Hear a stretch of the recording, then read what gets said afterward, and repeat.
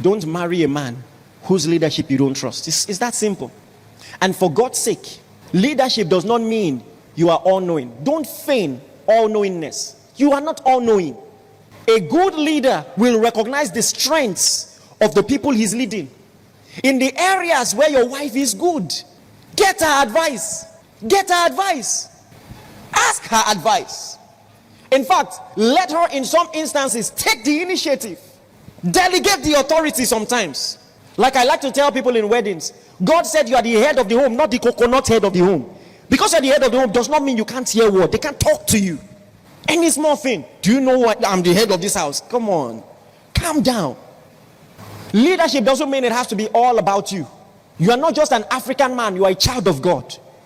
And I believe that there is an aspect to an African man's perspective to leadership that is not exactly healthy.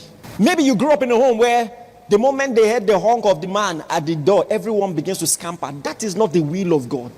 It is when Adam sinned that he ran away.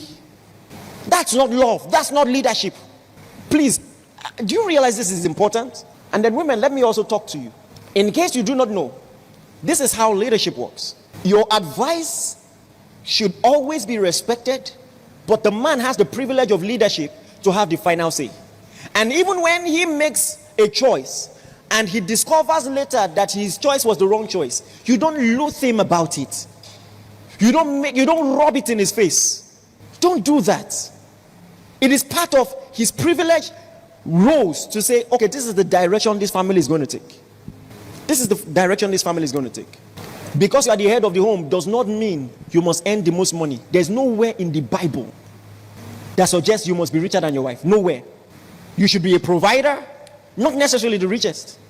And take family decisions that are good for the family. If your woman has a great job that will change your family's life, reconsider. What do you mean? Your wife becomes the president. Be the proud first husband of the federation. Amen, somebody. And marriage is a marathon. The fact that someone is earning more now does not mean things will not change. You know, I heard this from Mrs. Awoshika. It's ironic, I've never met her, but I really like the woman. She's solid, I tell you. And, you know, she talked about how for a long time it looked like she was having more money. Then somewhere along the line, the husband just got some very powerful oil deals. I think he's in charge of 1 or 2 oil blocks. And just like that, she's more liquid than she is. See, let me tell you, if you make your marriage all about resources, you are setting a ticking time bomb, because people's fortunes can change like this. If you make your leadership as the man based on the fact that you earn more money, tomorrow, and God, they like surprise people. He likes to surprise people who never thought you would rise. The God of the Bible just is full of surprises like that. One windfall. One. Just one. Just one. So just have partnerships, and any rule you are putting in the house, make sure it is balanced. Make sure it is balanced. Make sure it is balanced. This is an option. I'm not saying it will work for everybody. But what if neither of you owned anything? It is our money.